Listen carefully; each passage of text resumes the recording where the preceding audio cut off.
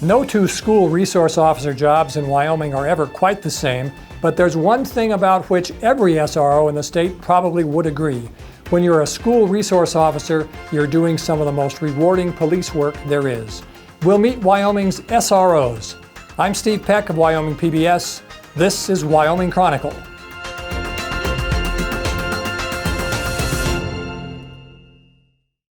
Funding for this program is made possible in part by the Wyoming Humanities Council, helping Wyoming take a closer look at life through the humanities, thinkwy.org, and by the members of the Wyoming PBS Foundation. Thank you for your support. When the annual state convention of Wyoming's school resource officers opened in Riverton, the participants sounded a consistent theme. It's real meaningful when you go in there and you make a positive impact on some of these kids. Definitely, you hear all the time, if you find something you love to do, you'll never work a day in your life. What I like to say, the best kept secret in law enforcement.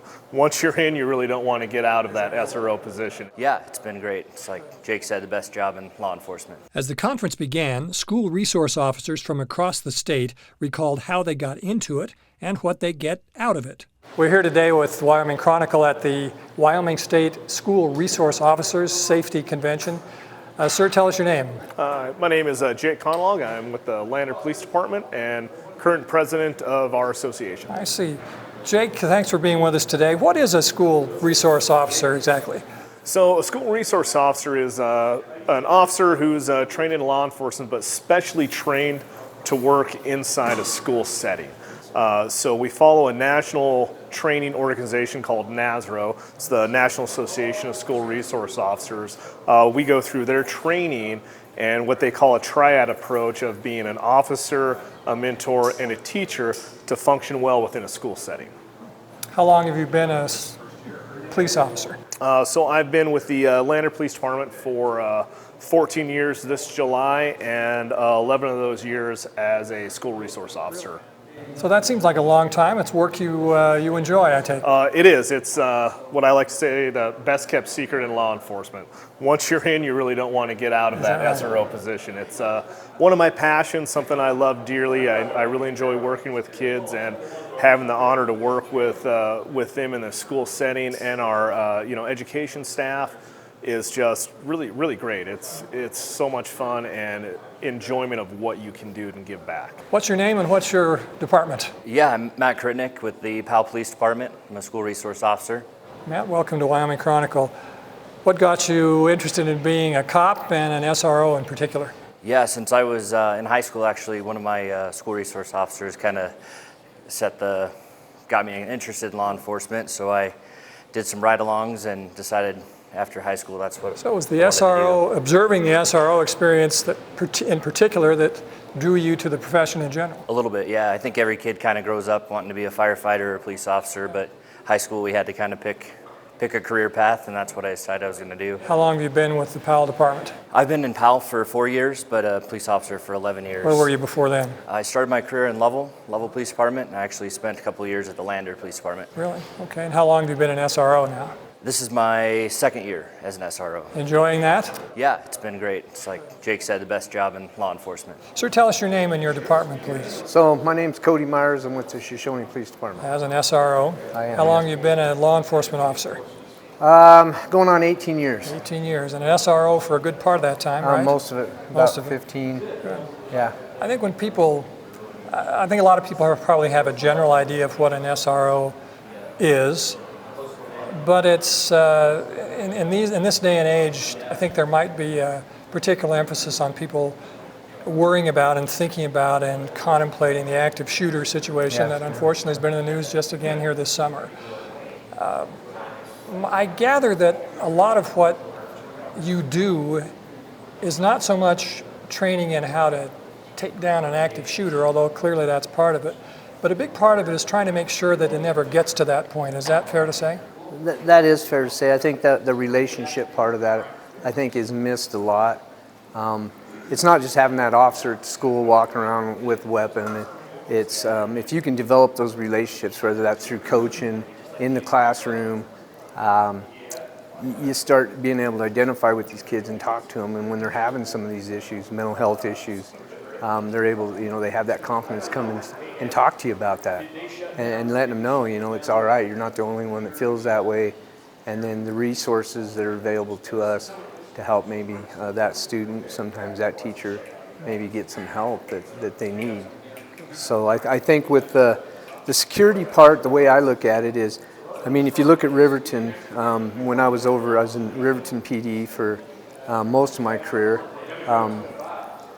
3 SROs, we were all on the SRT team. So all SWAT guys, and you're seeing more of that. Highly trained individuals in the schools, which is important, but that's kind of on the back burner. That's stuff that we're doing, that it's not out front. You need to have those individuals that are trained, and we're seeing more of that. Tell us your name, please, and your department.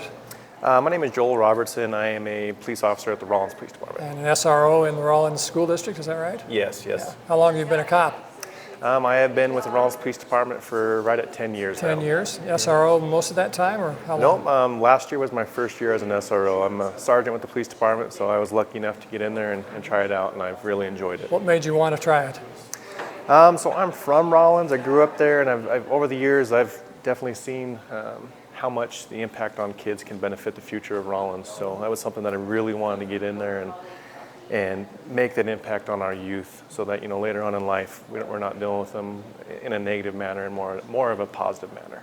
When I initially got in there, a lot of the kids didn't know who I was. They'd probably seen me around town, but in the school side of things, they didn't know who I was. So within just a couple of months, the kids started trusting me and talking with me and communicating with me. And by the end of the year, I had lots of friendships with lots of kids. And during the summertime, me out driving around on a routine patrol, they'll see me and they're like, hey, Sergeant Robertson, and they want to say hi, and they remember me, and it's real personal between us and them, and they trust me. We've done camping sessions with a lot of the kids with Camp Postcard, just a bunch of different activities. As Sergeant Robertson noted and others echoed, among the most useful and beneficial tools the SROs have is an annual event near Casper called Camp Postcard. So Camp Postcard is, Postcard stands for Peace Officers Striving to Create and Reinforce Dreams. So it's a program that I've been involved with for 17 years. It's through Volunteers of America. So they're kind of the funding portion of that. They go out with Daniels Fund, El Bojan Foundation. They get the funding. And then most of the officers that go up to camp are police officers or SROs. We've had dispatchers that'll go up. So we spend 6 days on Casper Mountain with about 80 kids, 5th going into 6th and 6th going into 7th. Just doing character building, leadership, team building. The National Guard has played a big part in that too in the past. Here's a look at Camp Postcard with our thanks to Volunteers of America for sharing it with Wyoming PBS. And there is something every year, that's something that happens that says that magic moment, it's like, this is why I do what I do. And there's so many cool things. If it's, the success from accomplishing a task of a kid that flat out did not want to climb the rock wall, the fear of that, but then to be able to reach it above the red line by the time that we did the Olympics. And then I had fun, and I faced my fear of heights. The kid that's having troubles with the group that they're getting along with, but can, from us mentoring them and talking with them, to learn how to not initially go on the defensive or on the attack and start fighting, but to actually ask for help and raise their hand and get somebody to help, and just be willing to be able to acknowledge, hey, I'm going to need help for certain things. The kids' joy of getting out and playing and having fun. Those are really some of the cool things, to see the groups come together, the teamwork, and actually get it to click. 1, 2, 3, right. 1, 2, 3, left. 1, 2, 3, right. If we work as a team, we'll get things done, and if we go our separate ways, it will take longer. To have some of the struggles, and then to be able to work through it and actually make it work. Motivate, motivate, downright motivate. You check this out, you check this out. Each year, you learn something new and have different new experiences. That's what the amazing thing is that anybody that comes up here is going to gain an experience. If you put a kid that's never climbed the rock wall in front, and you just say, climb that wall, you got 30 seconds, do it now, they're probably going to fail. But you put 10 kids behind them, they're cheering them on, they know their name, and they're saying you can do it. Even if you get 1 foot, that's a win. You know, it changes lives. It truly does. And to see them gain skills on how do I deal with this? How do I deal with these emotions? How do I rise above? How do I have personal courage? And it's all the things we do through the team building activities sets them up to have those skills to be successful and to stand out and to be lead and to have that personal courage to take a risk and to where they get to go on and take these skills back to their community. Seeing kids that were campers stay successful, stay positive, stay drug-free, do good well in school, whether it's through the teaching of cowboy ethics here or just the encouragement of personal courage and doing trust falls and learning to rely and to lead and to follow. All those things come into play. Trusting? You can trust us. Following? Following.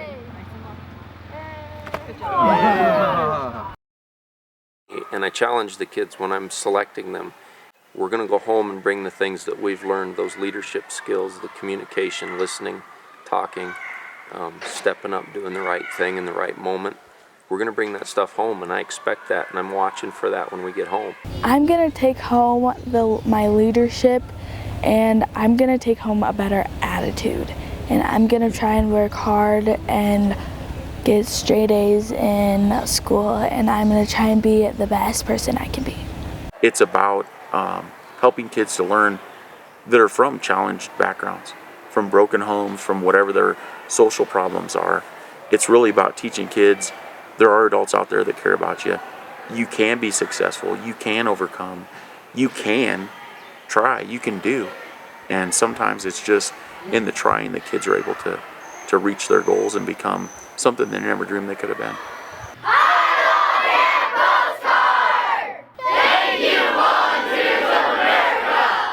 Throughout our conversations with these unique officers, the same word came up again and again: relationships, relationships, relationships. So one of the big roles as a school resource officer is you go in those schools, you build that relationship and that rapport with those students, and you learn who they are, how they are. I think that the relationship part of that, I think, is missed a lot. It's not just having that officer at school walking around with a weapon. It's if you can develop those relationships, whether that's through coaching, in the classroom, you start being able to identify with these kids and talk to them. And when they're having some of these issues, mental health issues, they're able, they have that confidence come and talk to you about that. Getting to spend every day at school with the students and staff, building those positive relationships with students. That's one of our main goals as an SRO, is to show students and young youth that law enforcement, there's a positive side, not always a bad time when law enforcement shows up. So people think that you're not sitting out there with a radar gun in the parking lot or scowling at students as they walk by. You're more almost a part of the faculty in a way. Definitely, yeah. We're just like a teacher, a counselor, administrator, high fives at the door at the beginning of the school day, and know a lot of the students on a first name basis, so it's pretty great. I presume most of what you do wouldn't necessarily really be associated with the typical kind of law enforcement activity that an average viewer might. Yeah, a very small percentage of what we do, less than 10%, is enforcing laws or criminal investigations. So, is this something that you'd want to continue to do, or do you rotate in and out of an SRO position, or how does that work? Yeah, definitely. A lot of agencies will rotate every few years. That's how our agency has done it in the past. But it's to build those relationships. It's definitely something that a guy could do for several years. And you're talking with them, and throughout talking with them, you understand, or you get the feeling that there's something going on with them, because it's just not normal for them to act that way. I mean, that's when you can look into it and be like, hey, what's going on at home? Is everything okay? Is it something in school? Is it something at home? And over that time of working with them and interacting with them, you're able to identify that stuff. And it's real meaningful when you go in there and you make a positive impact on some of these kids, and they remember who you are, and they trust you. And that's the big goal here, is that we want these kids to understand that we're not just there for the bad stuff. We're there to help them. We're there for them. We're there if they need somebody. Principally, you're working with students, of course, but there's a big part of it, I'm sure, is working with faculty, staff, parents at times, others. Yeah, so obviously with working in the schools, I work in every school in Carbon County School District 1, so I'm working on college campuses, elementary school, middle school, high school, so I'm dealing with all different types of people. One of my biggest concerns going into it was the parents. I was real concerned about how the parents were going to react. But the biggest thing is, same with the kids, is if you build that trust and relationship and friendship with the parents as well, they know where you're coming from, they know what you're doing is beneficial for their kids. So they're more trusting in what's going on and understanding of the situation. So it's actually been very, very beneficial for me going in there and just really communicating with the parents, explaining them what's going on and why I do what I do. And 99% of the time they understand it and appreciate what we're doing. And the students become confident in the SRO where they can approach them if they have issues or questions. So you're with Powell Police Department and the Powell School District. Is that K through 12? Your duties extend to the whole? Yep. So Park County School District 1, we've got 6 schools, 4 elementary schools, and then middle school and a high school. And you're the SRO for all of it? Yep, we actually have 2 SROs. We're pretty lucky in our school Who's district. your partner? Let's mention him on statewide TV. Yeah, Paul Sapp. He's our middle school SRO. I'm assuming that in a decade and more in the position, you've seen changes. What's new in the world of SROs in 2022? So when I first started, even in law enforcement, 14 years ago, just the aspect of how you confront school safety. I went to a rural school, we didn't have a school SRO, and so the concept is fairly new to me. But being able to see the progressions that have gone through, not just, lock the doors, be quiet, that was kind of how school safety was from the late 90s into the early 2000s was, if you shut the blinds and you turn off the lights, bad guy can't see or hear you.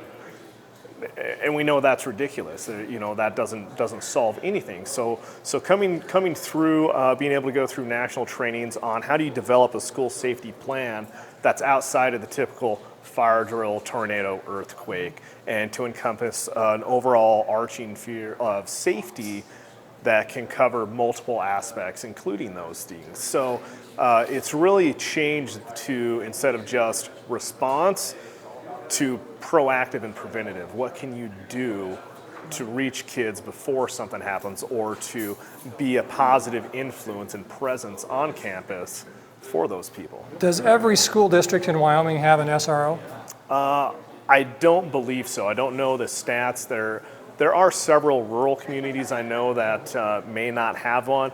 Here in Fremont County, we're very fortunate that even in some of our rural schools, including on the reservation, Shoshone, DuBois, and Wind River school districts all have SROs.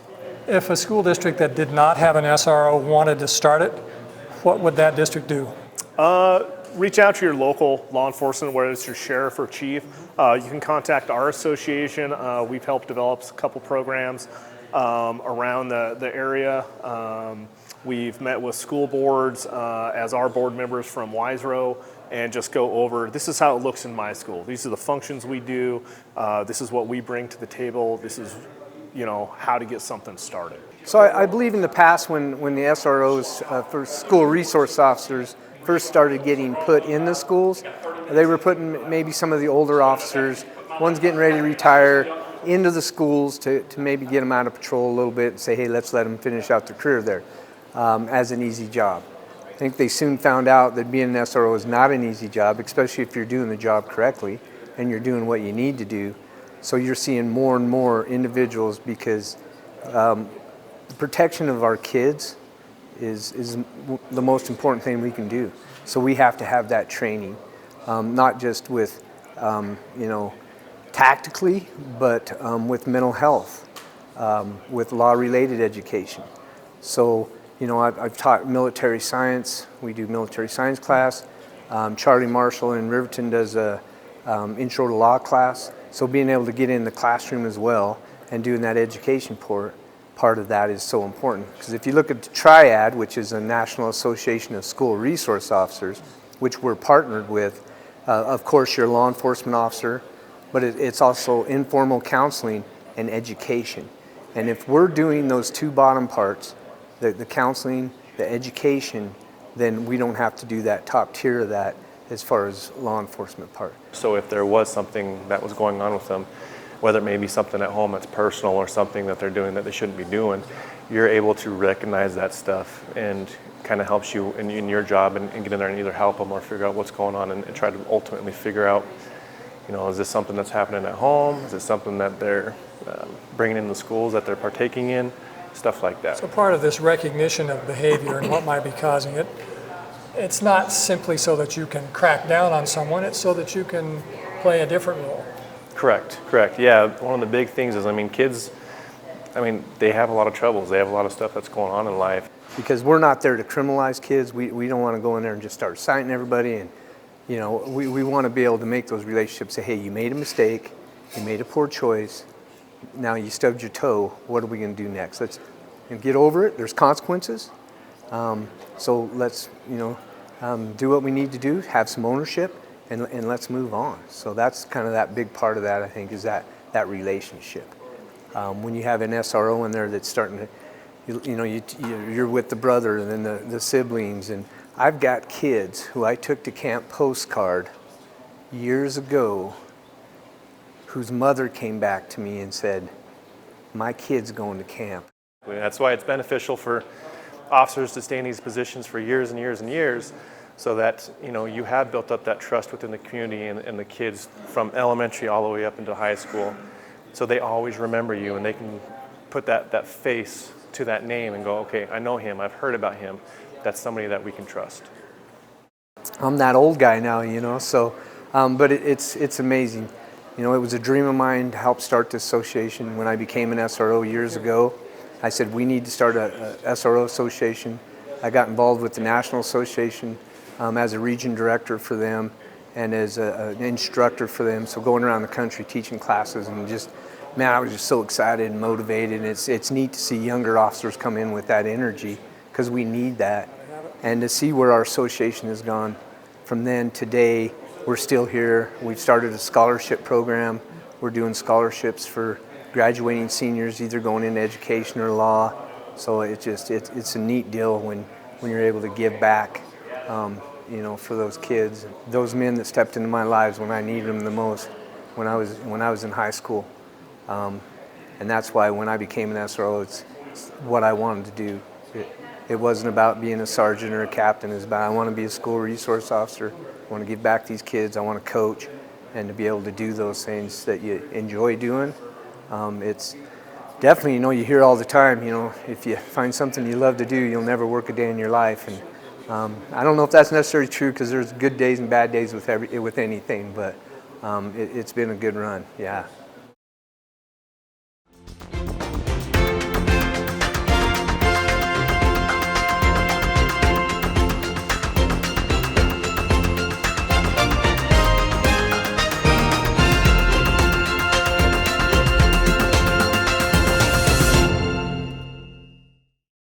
Funding for this program is made possible in part by the Wyoming Humanities Council, helping Wyoming take a closer look at life through the humanities, thinkwhy.org, and by the members of the Wyoming PBS Foundation. Thank you for your support.